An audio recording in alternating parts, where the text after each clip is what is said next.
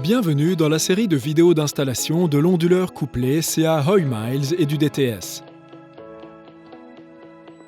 Cette série de vidéos est composée de 5 chapitres. La préparation, la vue d'ensemble, le montage de l'onduleur, le câblage électrique et la configuration du réseau du DTS. Vous pouvez vous référer au manuel d'utilisation pour obtenir plus d'informations. Veuillez noter que seules les personnes qui ont été convenablement formées et disposant des compétences appropriées peuvent installer et assurer la maintenance de cet onduleur couplé CA conformément aux instructions. Maintenant, découvrons les outils dont nous aurons besoin.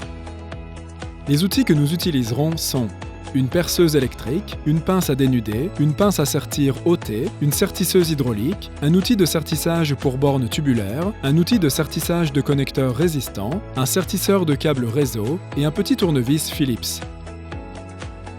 Un équipement de protection personnelle, un casque, des gants et une tenue de protection.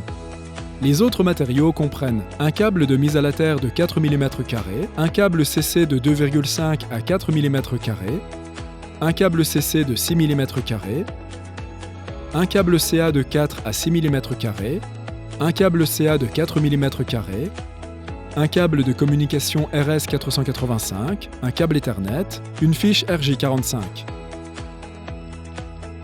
Vérifiez si un article du paquet manque.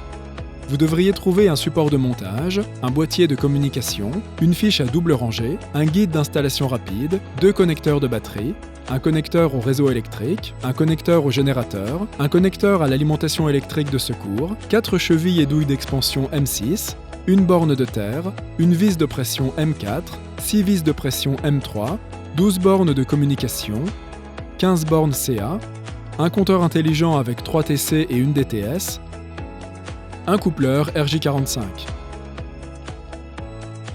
Avant de commencer, jetons un coup d'œil au port de l'onduleur couplé au CA afin que vous compreniez bien le processus d'installation. De gauche à droite, vous trouvez 2 bornes de batterie. Un espace pour la DTS, un espace pour la communication, un raccordement au réseau électrique, un connecteur au générateur, un connecteur à l'EPS et une borne PE. Nous sommes prêts à commencer. Choisissez un emplacement d'installation approprié conformément à la réglementation locale en vigueur et à vos conditions d'installation. Pour une bonne démonstration du processus, nous allons monter l'onduleur sur un mur.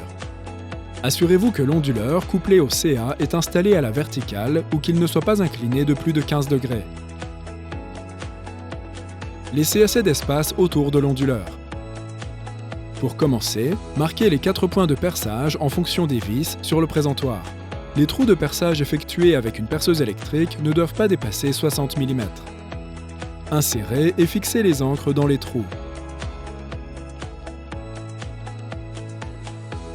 Fixez le support à l'aide des vis M6. Assurez-vous que le support soit fermement fixé sur la surface de montage. Ensuite, montez l'onduleur sur le support avec précaution.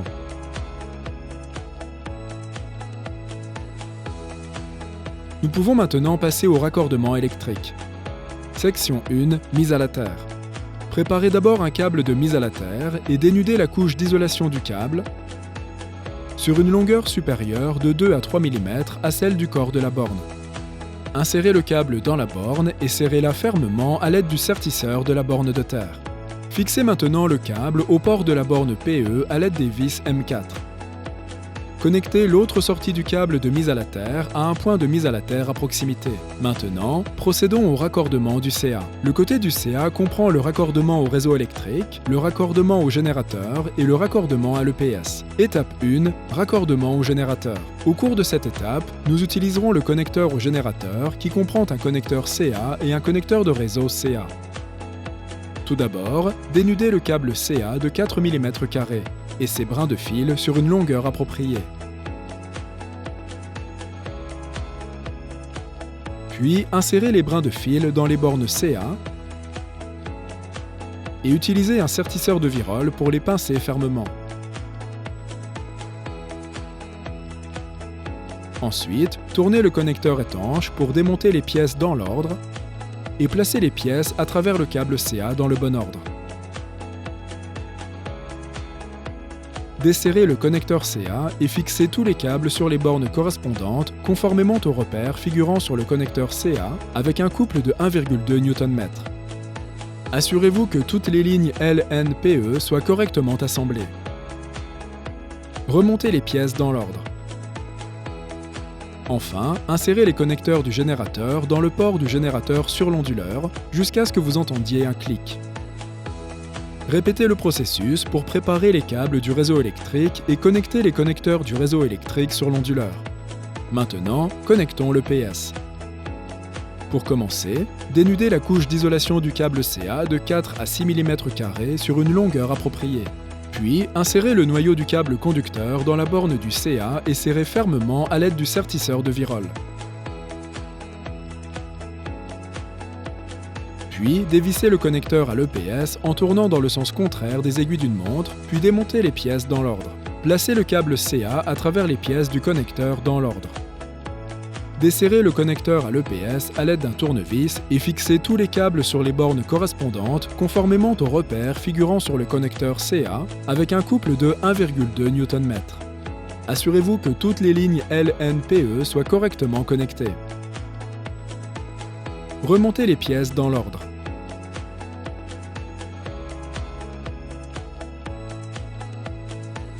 Ensuite, connectez le connecteur de l'EPS sur l'onduleur jusqu'à ce que vous entendiez un clic. Commençons maintenant le branchement des câbles de la batterie. Retirez les connecteurs de la batterie et les contacts à sertir. Ils sont également utilisés en paire. Dévissez le connecteur de la batterie en tournant dans le sens contraire des aiguilles d'une montre pour supprimer l'isolateur et le passe-câble intérieur. Dénudez l'isolation de chaque câble CC de 6 mm² sur 7 à 8 mm et utilisez la sertisseuse hydraulique pour le pincer fermement. Placez ensuite le câble dans les pièces du connecteur dans l'ordre. Tirez doucement le câble dans le sens inverse pour assurer une connexion solide. Serrez ensuite le passe-câble. Suivez le même processus pour le connecteur positif de la batterie. Retirez la plaque de couverture et insérez les connecteurs de batterie jusqu'à ce que vous entendiez un clic.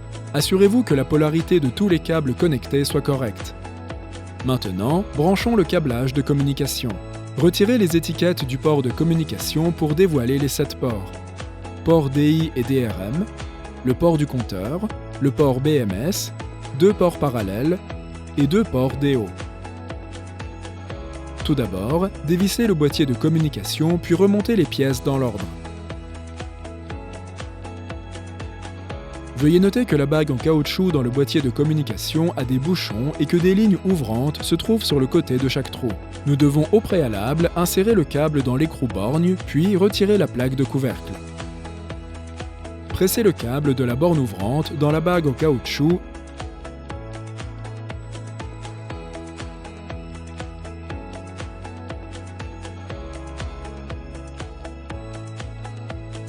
et serrez le boîtier de communication pour terminer l'installation. Nous pouvons maintenant passer à la préparation du BMS.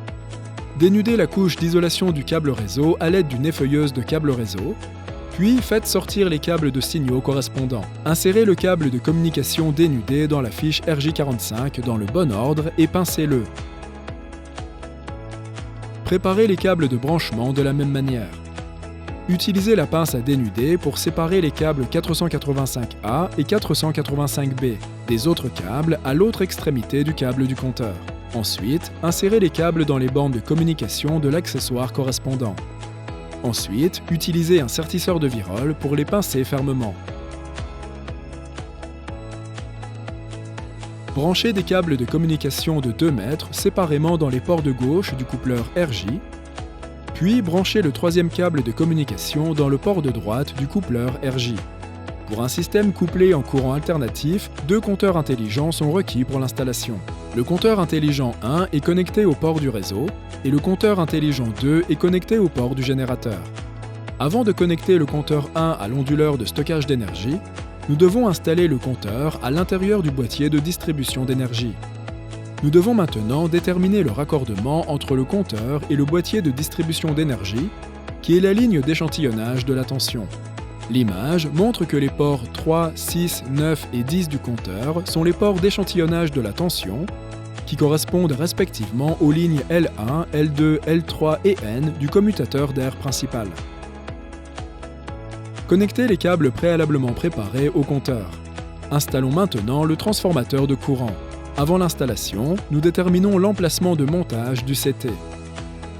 Comme indiqué par les signes, connectez le câble blanc du CT au port 13, 16, 19 du compteur et connectez le câble bleu au port 14, 17, 21 du compteur. Suivez ces instructions pour effectuer la connexion secondaire du CT au compteur.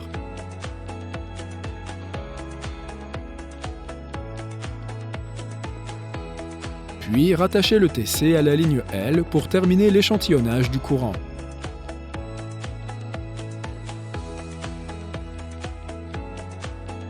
Avant le raccordement, nous devons déterminer la position de la ligne L et vérifier si la flèche va dans la même direction que la circulation du courant. Vérifiez que le TC est monté au bon emplacement. Connectez le câble de communication au port correspondant sur le compteur. Effectuez l'installation de la même manière que pour l'installation du compteur 1. Connectez les câbles préalablement préparés au compteur. Installons maintenant le transformateur de courant. Connectez le câble blanc du CT au port 13, 16, 19 du compteur et connectez le câble bleu au port 14, 17, 21 du compteur. Puis, rattachez le TC à la ligne L du générateur pour terminer l'échantillonnage du courant. La flèche pointe vers le générateur. Enfin, connectez le câble de communication au port correspondant sur le compteur. Nous pouvons commencer la préparation du module de réponse à la demande. Retirez une partie suffisante du câble RS485 et dénudez-le sur la longueur appropriée. Insérez les câbles dans la borne de communication qui comprend les accessoires et utilisez le sertisseur de virole pour le serrer. Prenez ensuite la fiche à double rangée dans le paquet d'accessoires. Selon la fonction de chaque port, nous savons que les ports du DRM sont les ports 7 et 8. Insérez fermement le câble dans le port et poussez les câbles vers l'extérieur pour vérifier qu'ils sont fermement installés. Tous les câbles qui sont dans le boîtier de communication sont maintenant prêts. Enfilez les câbles à travers le boîtier de communication et poussez le câble Ethernet dans la bague en caoutchouc. Insérez-les dans le port de communication de l'onduleur dans l'ordre. Serrez le boîtier de communication avec les vis M3 et serrez le passe-câble pour finaliser le branchement du câblage de communication. Ensuite, connectez l'autre sortie du câble BMS à la batterie tel qu'indiqué dans le manuel d'utilisation de la batterie. Nous arrivons à la dernière partie, la connexion du DTS. Retirez la protection du port DTS à l'aide d'un tournevis. Puis, insérez le DTS dans le port USB et utilisez les vis que vous venez de retirer pour fixer le DTS.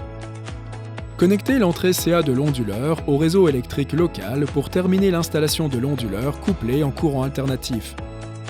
Attendez que les 4 voyants verts et que les cercles bleus qui les entourent s'allument. Veuillez noter que la longueur des témoins lumineux circulaires bleus indique la quantité d'énergie stockée dans la batterie. Vous pouvez vous reporter au guide de l'utilisateur pour en savoir plus sur le statut des témoins lumineux.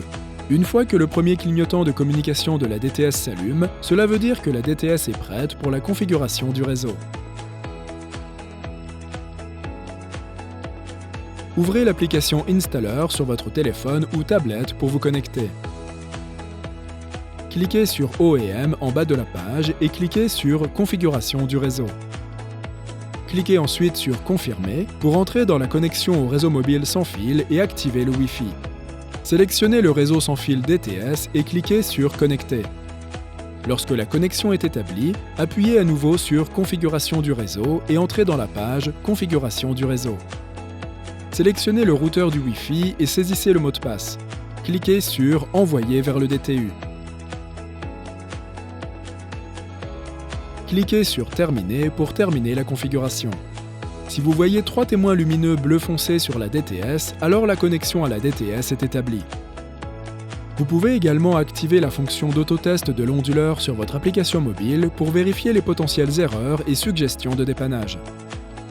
Merci d'avoir regardé cette vidéo.